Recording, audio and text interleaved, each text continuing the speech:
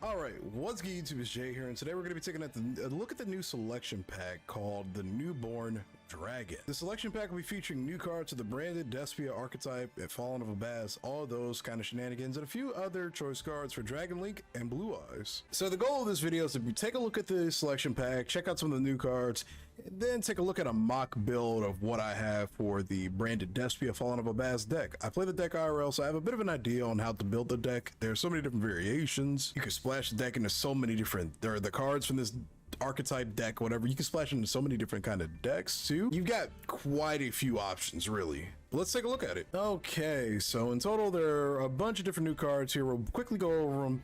You've got Borderland Dragon, which is a phenomenal card for Dragon Link. It can be destroyed by battle or card effects. Also, neither player can target this card with the monster effects. This card can attack all monsters your opponent controls once each. Then it has a quick effect. You can target one effect monster on the field and one rocket monster in the graveyard. Negate the effects of that monster on the field, and if you do, special summon that other monster from your graveyard. And then, of course, your opponent can activate cards or effects in response to this card's activation or this effect's activation. Incredible card for Dragon Link. I mean, it's very powerful. 3,500 attack, can attack everything, can negate things, can special summon things, can be destroyed by battle or card effects, can be targeted. It's a very good card. We've got some new stuff for the Ghost Trick monsters, but we're mostly going to be going over the branded stuff really quick, and the new Sword Soul, Sinister Sovereign, Qixing Longyuan, I think that's how you say that word right there. If you synchro summon another worm monster while this monster's on the field, you could draw a card. If your opponent special summons a monster, you could banish one of those monsters and inflict 1,200 damage, and the other one is literally just, if they activate a spell, trap, card, or effect, this is also a quick effect. You can banish that card, and if you do, inflict 1,200 to your opponent. So the deck just got more annoying. You can inflict 1,200 when you synchro summon, then you can inflict another 2,400 when your opponent just tries to play the game. That's annoying. Moving on from that, we're going to be talking about the new branded Despia cards. We've got Mirror Jade, the Ice Blade Dragon, probably one of the boss monsters, I guess you can call it, for the deck. And I do apologize if my microphone sounds a little weird. I don't know why it's suddenly gotten so loud recently. I'm still trying to figure it out. This card is very, very, very good. You can only control one Mirror Blade, Mirror Jade, the Ice Blade Dragon. Quick effect, you can send one fusion monster from your extra deck to your graveyard, usually your Albion. That mentions Fallen of Abaz as a material, banish one monster in the field. Also, this card can now use this effect next turn. If this fusion summon card and its owner's control leaves the field because of an opponent's card, you can destroy all monsters your opponent controls. Pretty good card, incredible card. We've got Lubellion, but Lubellion's basically, if it's fusion summon, you can discard a card, fusion summon one level 8 or lower fusion monster by shuffling fusion materials mentioned on it into the deck from your monsters in the field, graveyard, and or face-up banish cards. It cannot attack, also you cannot special summon from the extra deck except fusion monsters. It's an incredible like piece that you combo off with your Albion going into your Mirror Jade. You can do a lot of shenanigans with it. You're gonna want to run 2 of these in your deck, same with Mirror Jade, same with Albion. Those are all necessary at 2. I mean, but they also bring a lot of value to the deck as well. And if you haven't noticed, these 2 are ultra rares. There's more vampire stuff being added in with this. You've got this very weird mystical elf White Lightning with Blue Eyes White Dragon in the background. I don't understand that at all. We got Blue Eyes Jet, then we got Tri-Brigade Mercourier. So this card is very good with Albion the Shrouded Dragon, Allure of Darkness, and the trap card's actually in this listing. It's all the way down here. Branded Sword. So just to give you kind of a gist of the combination here, Branded Sword has an effect that allows you to add a banished monster that mentions Fallen of Abaz or is Fallen of Abaz to your hand from Banish Zone by banishing this card from the graveyard. So in order to kind of set up this whole combination, we'll go over what Tri-Brigade Mercourier's effect is and why all of this kind of works very well in unison. But again, you're going to need Albion the Shrouded Dragon for this too. Tri-Brigade Mercourier is a hand trap for the Fallen of Abaz archetype. When your opponent activates a monster effect while you control a fusion monster that mentions Fallen of Abaz, quick effect. You can send this card from your hand or face up to on the field to the graveyard and negate that effect. If this card is banished, you can add from your deck to your hand one Fallen of Abaz or one monster that mentions it, except Tri-Brigade Mercourier. You can only use each effect of this card once per turn. So what makes this card so good? You're want to, like I said, you don't want to have Albion the Shrouded Dragon, Allure of Darkness, and Branded Sword. So first off, you're going to want to activate your Albion, get the Branded Sword in your graveyard, put Albion on the bottom of your deck, then you draw 1 card. You're going to want to activate your Allure of Darkness, and if you can, banish your Tri-Brigade Mercourier, because then you'll get a search right off of that. You'll have 2 cards in your hand and an additional search, so you still kind of, I think you still technically go +1 with this. And then you're going to want to banish your branded sword from the graveyard, which will allow you to add your Tri-Brigade Mercury back to your hand. Without summoning a single card, you've already got 6 cards in your hand. You searched for everything you needed. You've got a hand trap ready to go, and you can probably combo off and do some crazy shenanigans. We've got Branded Loss, which is basically the magical meltdown for the branded archetype. The activation of your cards and effects that include an effect that's fusion summons a monster cannot be negated.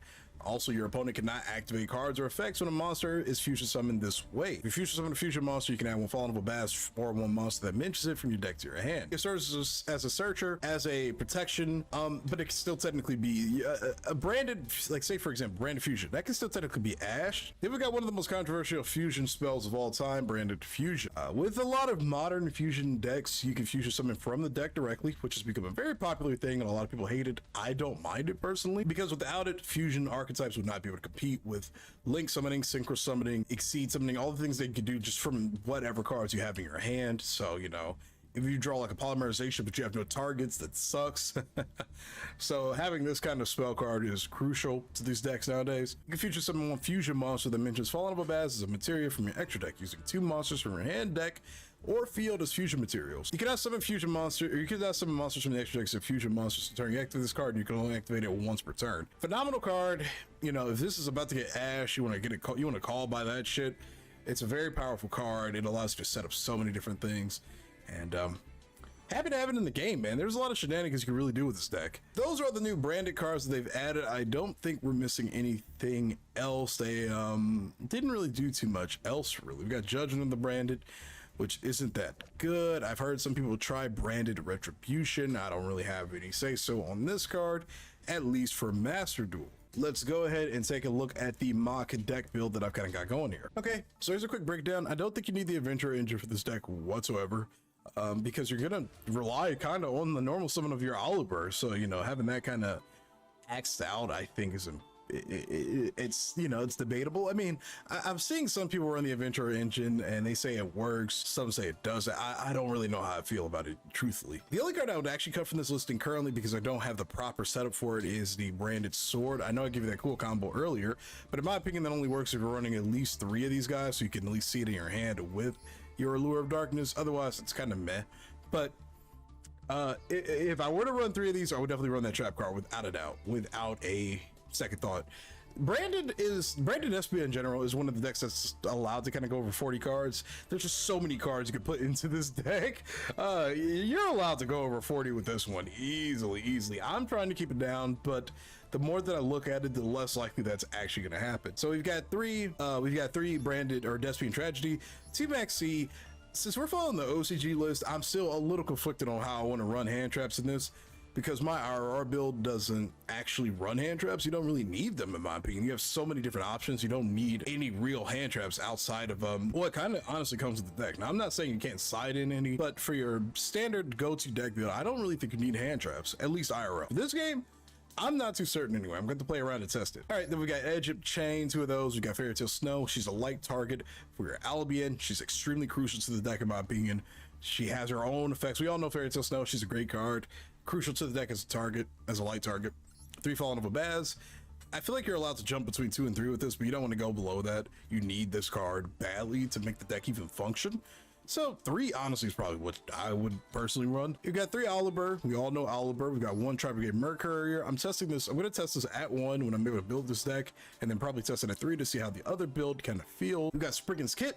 She's an incredibly crucial card to this deck, because she's just literally another Oliver pretty much. If you have a fusion monster that mentions Fallen of Abaz in the field, you can special summon her, and when she's summoned, you can add a branded spell or trap card from your deck to your hand, and then place 1 card from your deck back, or from your hand back into your deck. So she's just another Oliver pretty much. You don't want to run more than 1 of her, I think. Dramaturge is a debatable card. I have not decided if I want to run this at 1 or 2. He's a really good card though, you know, being able to freely summon himself.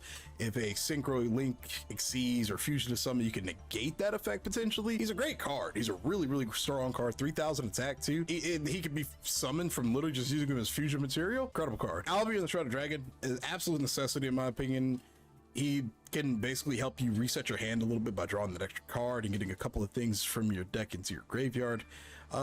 Namely that branded sword, which is why I'm probably still going to run that regardless of how many Mercuriers I have in my deck. I don't know yet. I don't know. And then we've got Ad Libitum, another just card that can special summon stuff from the graveyard if he's used as fusion material. He can summon it from the banish pile or your graveyard. Really, he's a great card too. Got 2 poly, 1 foolish burial. You could also use Gold Sark because that works as a foolish burial for your Despian Tragedy, because this card can search anything if it's banished or sent to the graveyard. I can search any Despian monster, so still a great card all around. Gold Sark. 3 Allure, 2 Fright for Patchwork, 3 Branded Fusion, 1 Despia Theater, 1 Branded Loss, 2 Super Poly, 2 Call By, 3 Branded Opening, 2 Branded Red. I don't think you need to run more than 2 of these. That's the main deck. I mean, you could, like I said, there's so many different builds for this deck in ratios that you can kind of go with. The deck is definitely allowed to go over 40 cards without really hurting the consistency. Again, you have the Adventurer engine as well. Some people are running it, some aren't.